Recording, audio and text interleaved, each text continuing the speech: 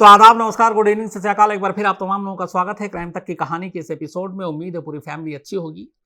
आज पूरे दिन बॉलीवुड फिल्म इंडस्ट्री से जुड़े हुए बहुत सारे लोगों से मेरी बातचीत हुई। उन लोगों से भी जो प्रोडक्शन करते हैं, प्रोडक्शन हाउसेज में काम करते हैं, उन लोगों से भी जो एक्टर हैं, एक्ट्रेस हैं, कुछ बल्कि 2 कास्टिंग डायरेक्टर से भी बात हुई। कुछ मेरे दोस्त हैं डायरेक्टर, उनसे बात हुई। एक 2 कम से कम एक्ट्रेस से बात हुई जो फिल्म इंडस्ट्री में अपने पैर जमाने की कोशिश कर रही है। जो सारी बातचीत हुई उसका लबोलवाब मेरे लिए और जो पता करना था वो यही था कि जो राज कुंद्रा का पूरा मामला है उसकी सच्चाई है क्या। लेकिन जो बातचीत की तो इस दौरान में एक अजीब सी बात, अजीब से क्या कहें, ये एक मतलब सभी जानते हैं लेकिन बात थी। इन सभी ने बताया कि किस तरीके से पिछले 2 साल उनकी ज़िंदगी के गुजरे हैं। 25 मार्च 2020 को लॉकडाउन हुआ, उसके बाद फिल्म इंडस्ट्री पे इसका कैसा असर पड़ा। सारी शूटिंग रुक गई, बड़े बड़े बजट की फिल्म रुक गई, कई प्रोजेक्ट्स रुक गए, कई डिले हो गए और इन सब की आमदनी पे भी इसका असर पड़ा। खासतौर पर एक एक्ट्रेस से पूरी बातचीत हुई जो छोटे मोटे रोल करती है और उसने ऐसी ही राज कुंद्रा की एक प्रोडक्शन की जो फिल्म थी, हालांकि वो डायरेक्ट उस प्रोडक्शन में अपना नाम नहीं रखते, तो उसकी भी कहानी बताई। वो कहानी मैं आपको बताऊंगा और उसके ज़रिए आपको बताऊंगा कि आखिर ये पूरा रैकेट चल कब से रहा था, राज कुंद्रा के दिमाग में आइडिया आया कहाँ से, कितने पैसे लगते थे और कितने पैसे बदले में राज कुंद्रा कमाता था, और इस सारी चीज़ों में कौन कौन लोग जुड़े हुए थे। 2020 के शुरुआती दिनों में कोई ऐसा आइडिया नहीं था राज कुंद्रा को कि इस बिजनेस में भी उतरना है। हालांकि 1-2 फिल्मों में कुछ उन्होंने पैसे लगाए और बाकी चीज़ें कर रहे थे, लेकिन इस तरह से सेमी पोर्न टाइप की जो फिल्में हैं बनानी, वो बनाएंगे और इसके ऐप के ज़रिए दिखाएंगे और इससे पैसे कमाएंगे। यह आइडिया मार्च के बाद ही आया जब लॉकडाउन हुआ और उस वक्त तक जो पूरी दुनिया में बहुत सारे देशों में लॉकडाउन था, कोरोना के केसेस बढ़ रहे थे और धीरे धीरे करके सारी इंडस्ट्री, सारी चीज़ें बंद हो रही थी, सिनेमा हॉल बंद हो गए। अब यहाँ से एक सोच शुरू हुई कि आगे क्या, सिनेमा हॉल कब खुलेंगे, पिक्चर कब रिलीज़ होगी, बाकी चीज़ें कैसे होंगी, फिल्म इंडस्ट्री के बाहर का धंधा कैसे चलेगा, क्योंकि उस पर भी असर पड़ रहा था। तो बाकी की तरह बिजनेसमैन राज कुंद्रा के बिजनेस में भी असर डाला कोरोना ने। और वहीं पे तब तक कुछ OTT platform, over the top, जो मैंने आपको बताया शुरू से, वो आ चुके थे, चाहे वो नेटफ्लिक्स हो या बाकी, लेकिन उसका इस तरीके से बड़ा इस्तेमाल तब तक आइडिया नहीं था। हालांकि इन जैसे जितने भी OTT प्लेटफॉर्म पे चैनल्स आए, उन्होंने फ्यूचर को भांप लिया था, उन्हें मालूम था कि आगे आने वाले टाइम में ऐसा होगा, लेकिन कोरोना के कहर ने उन्हें ये वक्त से पहले ही दे दिया। अब बड़ी बड़ी फिल्में और बाकी चीज़ें जो है वो उस पर जो रुकी हुई थी, बनी हुई हैं, लेकिन रिलीज़ नहीं हो रही क्योंकि थिएटर नहीं है, बंद है, वहाँ मौका मिलना शुरू हो गया। इसी दौरान में अब वेब सीरीज़ का भी एक चलन इसलिए शुरू हुआ कि कोरोना धीरे धीरे बढ़ता गया और लोगों को मालूम था ये इतनी जल्दी जाना नहीं है, वैक्सीन इतनी जल्दी आनी नहीं है। तो अब ये हुआ कि क्या करें, लोग घर में हैं, बेस्ट मौका ये भी है कि लोग घर के अंदर रहें, कोरोना के वजह से बाहर ना निकलें, तो उनके लिए कुछ अच्छी अच्छी चीज़ें परोसी जाए। तो कुछ वेब सीरीज़ आए, बाकी चीज़ें चली। इसी दौरान पहली बार राज कुंद्रा को अपने 2-3 दोस्तों के ज़रिए यह आइडिया आया कि क्यों ना bold, nude, semi porn type की फिल्में ऐप के ज़रिए, वेब सीरीज़ पर बनाकर OTT पर प्लेटफॉर्म पर जारी की जाए। और एक जो मेरा सोर्स, उसने बताया कि उनको आइडिया कुछ विदेशी ऐसे सीरीज़ थे जो ऑलरेडी नेटफ्लिक्स पे और बाकी कुछ बड़े बड़े उस पर चल रहे थे और उसमें कहानियों का हिस्सा हुआ करता था। बीच में ये सारी कुछ सीन आ जाती जो बेहद बोल्ड, मतलब फैमिली, परिवार के साथ आप देख नहीं सकते। तो ये चीज़ें ऑलरेडी एग्जिस्ट कर रही थी, ऑलरेडी चैनल पे थी, तो लगा कि फिर इसको दिखाने में बुराई किया और यहीं से ही आइडिया आया। फिर ये आया कि अभी कोरोना लंबा चलेगा, लोग घरों में रहेंगे, लॉकडाउन बढ़ सकता है, तो फिर आया कि क्यों ना इस मौके का फ़ायदा उठाया जाए। और यहीं से राज कुंद्रा ने ऐसी फिल्मों का प्रोडक्शन और फिर उसको टेलीकास्ट करने का फैसला किया अलग अलग ऐप्स और उसके ज़रिए। अब इसके लिए 2 चीज़ें थी, एक तो प्रोडक्शन हो और दूसरा फिर उसको आप ट्रांसमिट करें, मतलब दिखाएं। राज कुंद्रा चाहता नहीं था कि वो डायरेक्ट प्रोडक्शन में जुड़े, तो कुछ छोटे मोटे प्रोडक्शन हाउस के ज़रिए उसने पकड़ा और उन लोगों से बात हुई। इनके अपने जो लोग थे उनसे बात हुई। जो उमेश कामत, कायदे से देखा जाए तो इस पूरे मामले में राज कुंद्रा का राइट हैंड, उसको इस धंधे में आगे किया गया। यहाँ पर मुझे याद आया, मैं एक सभी लोगों से ख़ास तौर पर जो एक दूसरे उमेश कामत हैं, उनसे दिल की गहराई से माफ़ी मांगता हूँ। गलती की वजह से क्राइम तक में तस्वीर जो है इस कल्प्रिट जिसको पकड़ा है मुंबई पुलिस ने, उस उमेश कामत की जगह पे किसी और उमेश कामत की चली गई और उन्होंने बाकायदा ट्वीट भी किया। तो ये जानबूझकर नहीं था, एक ह्यूमन एरर था, गलती हो गई थी और टीम से गलती हुई, लेकिन उसके लिए दिल से माफ़ी। तो फिर उमेश कामत ने कुछ ऐसे प्रोडक्शन हाउस के लोगों को पकड़ा। अब यहाँ से फिर कहानी शुरू हुई कि इस फिल्म को शूट करो और इसके बाद हम इसको टेलीकास्ट करेंगे। जो मैंने पहले ही बताया कि इंडिया में पोर्न को लेकर कानून अलग है, तो फिर ये हुआ कि इसको लंदन से करेंगे। लेकिन अब पहले फिल्म तो बनाओ, उसके बाद हम बात करते हैं कि आगे इसको कैसे करना है। तो ये सारी प्लानिंग हुई। अब जो पूरी बजट है एक फिल्म की, आप लोगों में भी बहुत सारे ये सोचते होंगे कि कितना इसमें पैसा लगता है। मैंने सारे लोगों से जो बात की आज दिन भर मुंबई में, अलग अलग प्रोडक्शन हाउस से, एक्टर एक्ट्रेस से, डायरेक्टर से, तो जो सारी चीज़ें सामने आई वो ये है कि जैसे अगर एकता कपूर की बहुत सारी ऐसी वेब सीरीज़ पे फिल्में आ रही हैं जिसमें इसी तरह के कुछ कंटेंट्स होते हैं, बट उन लोगों का मानना है कि ये एरोटिक है, ये हॉट है, लेकिन न्यूड सीन्स हैं, लेकिन ये पोर्न नहीं है। तो उसमें अगर सारी कहानियाँ और चूँकि एक्टर होते हैं ज़्यादा, तो कम से कम 15 से 20 लाख का बजट होता है एक ऐसे फिल्म, अगर एकता कपूर के जैसे बैनर तले बन रही है। और उसकी वजह है कि इसमें एक्टर कैरेक्टर बहुत होते हैं, एक हीरो हीरोइन नहीं होता और भी दाएं बाएं लोग होते हैं। लेकिन जैसे बहुत सारे और सीरीज आए हैं, मुझे उनके जरिए भी लोगों का पता चला। MX प्लेयर पे जैसे है चरम सुख या फिर मस्त राम, इस तरह की जो सीरीज है, इनका 5 से 8 लाख या 5 से मैक्सिमम 10 लाख रुपए का पूरा प्रोडक्शन का खर्चा है, जिसमें फीस है डायरेक्टर के, एक्टर के, एक्ट्रेस के, लोकेशन के, सभी चीज़ों के, टेक्नीशियन के। इनका उल्लू एक है जिसपे वो सारी चीज़ें बनती है, उसका भी कम से कम जो रफली है वो 4 से 5 लाख रुपए पर एपिसोड का खर्चा आता है। तो पूछा कि ये जो राज कुंद्रा जो हॉट स्पॉट पे जो फिल्में बनाकर रिलीज करवा रहे थे, इसका कितना खर्चा था? तो पता चला कि इसका मैक्सिमम जो खर्चा था वो 3 से 5 लाख रुपए के दरमियान था। मतलब एक पूरे एपिसोड का सिर्फ 3 से 5 लाख रुपए। और वो 3 से 5 लाख क्यों? एक तो अब जैसे एकता कपूर हैं, वो बड़े बड़े उसमें जाने पहचाने कुछ फेस भी काम करते हैं, चेहरे होते हैं एक्टर, लेकिन यहाँ पे कोई ऐसा नामी या जाना पहचाना चेहरा नहीं था जो राज कुंद्रा इस सारे रैकेट में जिससे फंसे हैं। उनकी अगर सारी फिल्मों की बात करें, सब अननोन स्ट्रगलर, न्यू कमर जो मुंबई में आए अपना सपना देखते हुए कि एक दिन इस पर्दे पे चमकना है, सितारा बनना है। तो ऐसे स्ट्रगलर की एक बाढ़ है, तो उनको जब भी कोई मौका मिलता है वो फ़ौरन उस मौके को ग्रैब कर लेते हैं। तो इस प्रोडक्शन हाउस ने जिसको राज कुंद्रा पैसे देते थे, वो ऐसे ही नए और एकदम बिल्कुल यंग यूपी, बिहार, बाकी स्टेट से जो पहुँचे हैं अपने फिल्में और वेब सीरीज़ पे, टीवी पे किस्मत आजमाने के लिए, इन लोगों को हायर करते हैं। और इसीलिए ये चूँकि अननोन कैरेक्टर होते हैं, एक दिन की जो इनका मेहनताना था वो 10 से 30 हज़ार रुपये, कुछ लोगों के 40 हज़ार रुपये तक होते हैं, बस सिर्फ जो मेन कैरेक्टर हैं 2। और बाकी लोकेशन का जो खर्चा था, जो मड आइलैंड में जहाँ पे ये छापा मारा वहाँ शूट होता था, उसका 20 से 30 हज़ार रुपये पर डे एक बंगले का किराया होता है, 20 से 30 हज़ार रुपये। तो ये बंगला लेते हैं कि हम भोजपुरी फिल्म शूट कर रहे हैं, मराठी फिल्म शूट कर रहे हैं, और उसी के नाम पे और उसी के आड़ में उस बंगले के अंदर सारी ये जो वल्गर सीन है ये सारे फिल्माए जाते हैं। बंगले को कई बार कवर कर दिया जाता था पर्दों से अलग अलग रंग के, और फिर वहाँ शूटिंग चलती है। अब इस शूटिंग से पहले एक हम लोगों के पास एक कॉन्ट्रैक्ट की कॉपी हाथ लगी, एक एक्ट्रेस के साथ ये कॉन्ट्रैक्ट हुआ था और इंग्लिश में है, लेकिन मैंने अपने क्राइम तक के ज़्यादातर फैमिली मेम्बर को ध्यान में रखते हुए इसको ट्रांसलेट करके आपको, ये वैसे कॉन्ट्रैक्ट इंग्लिश में है पर मैं हिंदी में करके लाया हूँ और आपको बताता हूँ कि कैसे राज कुंद्रा के किसी एक प्रोडक्शन की फिल्म में काम करने के लिए एक्ट्रेस से एक कॉन्ट्रैक्ट किया जाता था, और उस कॉन्ट्रैक्ट की आड़ में क्या क्या होता था ये आगे बताऊँगा। कॉन्ट्रैक्ट में ये लिखा हुआ है, जो एक एक्ट्रेस के साथ का कॉन्ट्रैक्ट है, मैं खुश हूँ कि आपने मुझे बतौर आर्टिस्ट अपनी नई वेब सीरीज, नाम के आगे खाली है, ब्लैंक है, मतलब उस वेब सीरीज का नाम ही नहीं लिखा है, क्या आप अपनी नई वेब सीरीज में 10,000 के पैकेज में कास्ट किया। मतलब इस एक्ट्रेस को 10,000 रुपये मिले थे एक दिन के।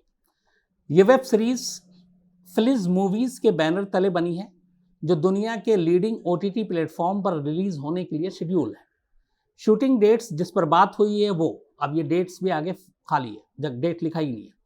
अपनी सहमति से मैं फिल्म में इंटीमेट, एरोटिक, बोल्ड सीन्स जिसमें lip lock, smooth scenes, topless या न्यूड सीन्स करने की घोषणा करती हूँ।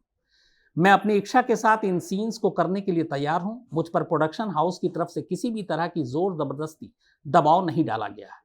मैं घोषणा करती हूँ कि मुझे इसमें कोई आपत्ति नहीं है अगर प्रोडक्शन हाउस मेरे erotic, bold, topless, nude scenes को फिल्म में इस्तेमाल करे या किसी वेबसाइट, OTT प्लेटफॉर्म पर चलाए। मैं इसके खिलाफ किसी आरोप का दावा पेश नहीं करूँगी। उसके बाद साइन है उस प्रोडक्शन हाउस के, इस एक्ट्रेस के। लेकिन कमाल की बात है कि इस पूरे कॉन्ट्रैक्ट में कहीं जो कंपनी है, फिल्म की कंपनी, उसका नाम नहीं है, डेट नहीं है, डेट ऑफ शूट कब है, रजिस्ट्रेशन नंबर नहीं है, यहाँ तक कि ये सिर्फ लिखा कि हम इसको नामी OTT प्लेटफॉर्म पर रिलीज़ करेंगे। किस OTT प्लेटफॉर्म पर? क्योंकि आमतौर पे ज़्यादातर जो ऐसी सीरीज़ बनती है तो पहले एक समझौता होता है किसी भी चैनल के साथ कि आप ये बनाओ, उसके हिसाब से हम करेंगे। तो ये सारी चीज़ें इसमें से गायब हैं। तो ये कॉन्ट्रैक्ट साइन होता है। अब इस साइन होने के बाद सारा खेल शुरू होता है। शूट पे ले गए, उसके बाद कहानी आपको बता दी है, वेब सीरीज़ बना रहे हैं, नाम भी अभी फाइनल नहीं है। अब जब कहानी शुरू होती है, जब फिल्म की लोकेशन पे जाके आप शूट करते हैं तो कहानी पलट गई, आपसे कुछ का कुछ कराया जा रहा है। लेकिन चूंकि आपने आप कॉन्ट्रैक्ट साइन कर लिया है तो उसमें यह भी है आगे के कॉन्ट्रैक्ट, चूंकि बहुत बड़ा कॉन्ट्रैक्ट की कॉपी, बहुत सारी चीज़ें होती है, लीगल डॉक्यूमेंट्स, तो ये मेन था। बाकी नीचे का है जो उसमें फिर ये होता है कि अगर आपने इस कॉन्ट्रैक्ट को तोड़ा, शूट रोका, किसी वजह से शूट करने से इनकार किया बाद में, पेशगी लेने के बाद, तो फिर आप जिम्मेदार होंगे, आपको 10 लाख के करीब हर्जाना देना पड़ेगा, शूट का पूरा खर्चा, प्रोडक्शन कॉस्ट आपको देना पड़ेगा। तो इसमें नए एक्टर एक्ट्रेस फंस जाते थे। फिर वो कहते थे चलो जो कर रहा है मजबूरी में कर लो। फिर उन्हें ये भी लगता था कि क्या पंगा लूँ, पंगा लेंगे बाकी के प्रोडक्शन हाउस वाले भी इससे आगे बैन न कर दें, किसी कहीं पे चांस ना मिले। तो ये सारी चीज़ें जो नए ऐसे लोग हैं उनके लिए बड़ी मुश्किल होती थी, और यही वजह है कि फिर वो हार मानकर ये सारी चीज़ें कर लेते। तो उन्हें लगता था चलो लंबा एक सीन है, लेकिन इसको कट करके थोड़ी थोड़ी डालेंगे, इंडियन ऑडियंस को पूरी कहाँ से दिखाएंगे। लेकिन अब OTT प्लेटफॉर्म पे तो दिया नहीं, दिखा दिया ऐप बनाकर हॉटस्पॉट और दूसरी, और वहाँ पे इनको पूरा बेच दिया। तो इसकी वजह से ये डबल धोखा होता था। तो अब ये शूट किया, करीब 4 से 5 लाख रुपए खर्च आया। अब 4 से 5 लाख रुपए खर्च आने के बाद इसमें तामझाम ज़्यादा भी नहीं था। डायरेक्टर हो, टेक्नीशियन हो, कैमरामैन हो, इन सब के भी खर्च ज़्यादा नहीं, क्योंकि ये बहुत बड़े बजट की फिल्म भी नहीं है, बहुत नामी कोई इसमें एक्टर एक्ट्रेस नहीं है, और उनको दिखाने का मकसद साफ है कि वो परोस क्या रहे हैं। तो 4 से 5 लाख रुपए में सारी चीज़ें निपट गई। एक्टर एक्ट्रेस के फीस से लेके पूरे प्रोडक्शन की फीस, एडिट हो गई। अब उसके बाद यहाँ मुंबई से बैठकर इसको लंदन भेज दिया अपने जीजा जी के पास, राज कुंद्रा ने। वहाँ से उसको अपलोड कर दिया गया हॉटस्पॉट और बाकी चीज़ों पे। फिर आपको उस चैनल को सब्सक्राइब करना है, सब्सक्राइब किया, उसके बाद आप देखिए। तो 5 लाख अगर एक पकड़ लें हम, एक ऐसी एक खर्च एक बार किए वो। अब उसके बाद जब परोसना शुरू किया तो उस 5 लाख के बदले में पर डे, ये मुंबई के ज्वाइंट कमिश्नर ऑफ पुलिस हैं मिलिंद भाराम्बे, तो joint commissioner of police Milind ने ये कोट करके कहा है कि जो इनका करीब 18 महीने पहले, वही मैंने आपको कहा कि लॉकडाउन के आसपास ये सारा धंधा शुरू किया था, उससे पहले नहीं था, और इसके बाद ये लोग पर डे, राज कुंद्रा ही अकेले शुरुआत में 1 से 2 लाख रुपए कमाने लगा, पर डे अकाउंट में आता था इन फिल्मों के जरिए, और फिर ये 6 से 8 लाख तक गया। लॉकडाउन में ये पैसे बढ़ते गए और सिर्फ 1.5 साल के अंदर कई करोड़ रुपए राज कुंद्रा ने इन चीज़ों से कमा ली। अब इन्वेस्ट कितना हुआ, अगर मान लीजिए कि एक मैंने मैक्सिमम पकड़ा 5 लाख रुपए एक, अगर 20 फिल्में बनाई तो 20 के हो गए करीब 1 करोड़ रुपए। लेकिन पर डे यहाँ पे मैं महीने की बात नहीं कर रहा हूँ, 6 से 8 लाख रुपए कमाई। अगर 8 लाख है तो 8 दां की 80 और 8 तिहाई 24, करीब 2.5 करोड़ रुपए एक महीने के हो गए। तो अब आप अंदाज़ा लगाइए कि 1 करोड़ भी इन्वेस्ट नहीं हुआ है और आराम से 20, 30, 40 करोड़, इससे ज़्यादा भी, क्योंकि अभी कितनी फिल्में यही नहीं पता है। हालांकि मुंबई पुलिस ने कहा कि करीब 90 ऐसी फिल्में जो हैं शूट कराई गई थी और उन सब की उसके पास डिटेल है। कुछ अकाउंट से इन्होंने करीब 7 से 7.5 करोड़ रुपए जब्त भी किए हैं। तो इतनी कमाई थी। तो कोरोना से शुरू हुआ, 4 से 5 लाख रुपए इन्वेस्ट किया, बेहतरीन बिजनेसमैन दिमाग, और उसके बाद पर डे 6 से 8 लाख रुपए खाते में आ रहा है, और ये सिलसिला 1.5 साल से चल रहा है। अब क्या हुआ कि जब आपको कल ये कहानी में बताई थी कि कैसे फरवरी में एक कंप्लेनेंट आई, उसके बाद छापा मारा मर्डरलैंड में, वहाँ शूटिंग के दौरान पकड़े गए। इन लोगों की गिरफ्तारी के बाद एक नाम और सामने आया, और उस शख्स का नाम था अरविंद श्रीवास्तव उर्फ यश ठाकुर। अरविंद श्रीवास्तव को जब नाम आया वो इसलिए आया कि जब बाकी कैरेक्टर को पकड़ा गया तो उन्होंने इसका नाम लिया कि ये है जो एक फिल्में शूट करवाने में और ये सारी चीज़ों में आगे आगे रहता है।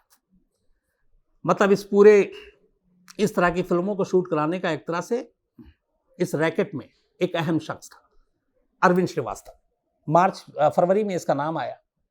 अरविंद श्रीवास्तव को पता चला कि मुंबई पुलिस अब उसे भी गिरफ्तार कर सकती है।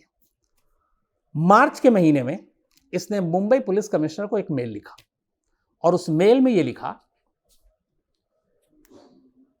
कि राज कुंद्रा का नाम आ चुका है। अच्छा, राज कुंद्रा का नाम फरवरी से ही आ चुका था, गिरफ्तारी अब हुई है, ध्यान दीजिएगा आप। गिरफ्तारी 19 जुलाई को हुई है, 4 फरवरी को रेड पड़ा था, उससे पहले एक कंप्लेंट आई थी, उसके बाद उमेश कामत का नाम आया, अरविंद श्रीवास्तव का नाम आया, राज कुंद्रा का नाम खुल चुका है, लेकिन राज कुंद्रा की गिरफ्तारी नहीं होती। मार्च में अरविंद श्रीवास्तव मुंबई पुलिस कमिश्नर को एक ईमेल करता है, बल्कि 3 मेल करता है, और कहता है कि इस मामले में उसे लगता है कि गिरफ्तार कर लिया जाएगा और उसकी गिरफ्तारी ना हो इसके लिए क्राइम ब्रांच जो इस मामले की जांच कर रही थी, प्रॉपर्टी सेल, उसने 25 लाख रुपए मांगे। और इस मेल में एलिगेशन लगाया अरविंद श्रीवास्तव ने कि राज कुंद्रा को इसलिए गिरफ्तार नहीं किया जा रहा क्योंकि राज कुंद्रा ने 25 लाख रुपए ब्राइब दिए हैं मुंबई पुलिस को, और इस ब्राइब की वजह से उनकी गिरफ्तारी टल गई।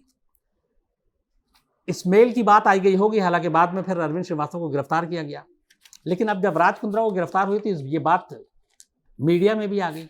मुंबई के पुलिस कमिश्नर से पूछा गया कि इस तरह के एक एलिगेशन है, क्या फरवरी मार्च से लेकर 19 जुलाई से पहले तक राज कुंद्रा को इसलिए गिरफ्तार नहीं किया गया क्योंकि उसने 25 लाख रुपए की रिश्वत दी थी? अगर नहीं तो फिर इतना वक्त क्यों लगा? जब मुंबई पुलिस करी, हम एविडेंस जुटा रहे थे, आपके पास सारे गवाह थे, एलिगेशन थे, तार कहां से कहां जोड़े, वो सारी चीजें थी, तो फिर देरी क्यों? कई रिपोर्टर ने पिछले 2-3 दिनों में मुंबई के पुलिस कमिश्नर से भी ये सवाल पूछे, बाकी क्राइम ब्रांच के दूसरे अफसरों से भी पूछे, लेकिन कोई भी इस आरोप पे सीधे सीधे जवाब नहीं दे रहा कि आखिर उस ईमेल का जो मार्च में लिखा गया था, उसके बाद अप्रैल, मई, जून, जुलाई 18 तक बीत गया, 19 तारीख को आप गिरफ्तार करते हैं। 4 महीने क्या वाकई 25 लाख की रिश्वत की वजह से ये 4 महीने की आज़ादी राज कुंद्रा को मिली थी, वरना गिरफ्तारी उस वक्त भी हो सकती थी। अब इसमें सच क्या है नहीं मालूम, लेकिन आपको याद होगा कुछ दिन पहले की ही बात है, एंटीलिया केस से जुड़ी कि कैसे तब ये खुलासा हुआ कि जो महाराष्ट्र के होम मिनिस्टर थे अनिल देशमुख, वो मुंबई पुलिस से उगाही करते थे, बाकायदा उनको ठेका दिया था कि मुझे हर महीने इतने करोड़ रुपए चाहिए। परमवीर सिंह ने भी इल्ज़ाम लगाया था, जो मुंबई के एक्स पुलिस कमिश्नर हैं, कि हाँ, मुंबई पुलिस उनकी अनिल देशमुख के लिए उगाही करती थी।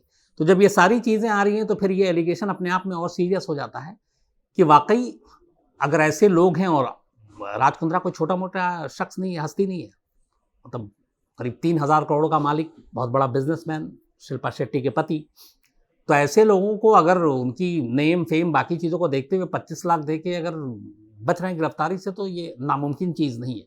इसीलिए ये शक उठता है कि वाकई मुंबई पुलिस ने ब्राइब लिया 25 लाख रुपए और राज कुंद्रा को तब गिरफ्तार नहीं किया। इसकी अगर जांच हो तो शायद ये बात सामने आ सकती है। यहीं पे दूसरा इसलिए भी उठ रहा है कि ऐसे और भी बहुत सारे प्रोडक्शन हाउसेज हैं, ऐसे और भी कुछ बड़े लोग हैं जो इसी तरह के कंटेंट क्रिएट कर रहे हैं, प्रोड्यूस कर रहे हैं, उसको दिखा रहे हैं, लेकिन उन तक बात नहीं पहुंची। तो क्या उन लोगों के साथ डील हो चुकी है? क्या उन लोगों ने पैसे दे दिए हैं ऑलरेडी, या फिर उनकी तगड़ी सिफारिश है, या फिर उनका केस अलग है इससे? क्योंकि हमें यहाँ ये भी ध्यान रखना पड़ेगा कि कोर्ट में बाकायदा बार बार राज कुंद्रा के वकील ये दलील दे रहे हैं कि जो भी कंटेंट बनाया गया है वो पोर्न नहीं है, बल्कि वो हॉट और इंटीमेट सीन है, और पोर्न में और इसमें फ़र्क होता है, और उन्होंने उस फ़र्क भी बाकायदा डिस्क्राइब किया है डिटेल में कि क्या क्या इसमें फ़र्क होता है। और ये भी साथ में दलील दी कि ऐसे ही कंटेंट बाकी OTT प्लेटफॉर्म पे बाकी प्रोडक्शन हाउस बाकायदा चला रही, अब भी चल रहा है, आज की डेट में भी चल रहा है, तो उनके खिलाफ कोई एक्शन नहीं, हमारे ही मुवक्किल के खिलाफ एक्शन क्यों नहीं? ये सवाल अपने आप में बेशक राज कुंद्रा को बचाने के लिए नहीं होना चाहिए, लेकिन अगर ऐसा है, राज कुंद्रा इस मामले में दोषी है, तो फिर ऐसे और भी लोग हैं, तो उन तक फिर ये मुंबई की क्राइम ब्रांच या ये जो प्रॉपर्टी सेल है जो इस पूरे मामले की जांच कर रही है, उन तक उसके हाथ कब पहुंचेंगे, ये भी अपने आप में बड़ा सवाल है। तो कुल मिलाकर आज की कहानी में इतना ही।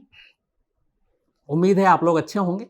कल आपसे मुलाकात होगी किसी और नई कहानी के साथ। लेकिन कहानी ख़त्म करूं उससे पहले कुछ लोगों की शिकायत थी, तो जितने मेल हैं मेरे पास वो मैं ज़रूर आपको बताता हूं। कुछ लोगों ने शिकायत भी की, कुछ ने तारीफ़ की, कुछ के नाम मिस कर गए, कुछ के बर्थडे मिस कर गए। ये हार्दिक सोनी जी हैं, दानिश सिद्दीकी के बारे में इन्होंने बताया। इसके अलावा अमृता वादांत हैं, इन्होंने एक कहानी कहने की कोशिश की है, मैं सुनूंगा अमृता जी, फिर आपको बताता हूँ। युग कौशिक हैं, ये स्टोरी अबाउट तमिलियन रिवलेशन, अभी जो फैमिली मैन 2 में जो कैरेक्टर प्ले किया है सामंथा या जो हैं, तो उसकी कहानी सुनना चाहते हैं। कितना सच है मैं ज़रूर उसको चेक करके आपको बताऊंगा। ओवैस रज़ा नाथ हैं ये। इसके अलावा सौरभ हरदत्त सिंह जोनासिया, मिलने का समय दीजिए, जल्दी मिलता हूँ आपसे हरदत्त साहब।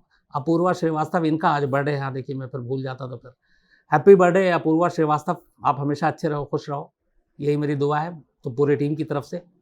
विशाल सिंह हैं, मौनी बाबा की कहानी शायद मैं सुना चुका हूँ, इन्होंने कहा। भास्कर जोशी, राजकुमार, राघवेंद्र चौधरी, दीपक त्रिपाठी,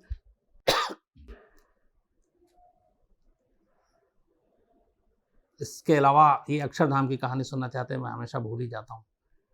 शिवानी पढ़ी, प्रियंका कालरा, नितिन शर्मा, बाबा साहब आर गायकवाड़, भंवर सिंह, सुरेंद्र कश्यप, मनमय भाटी, इनका भी आज बर्थडे है, तो मनमय भाटी साहब हैप्पी बर्थडे, हमेशा आप अच्छे रहें, खुश रहें। शशि सिंह, मुनीश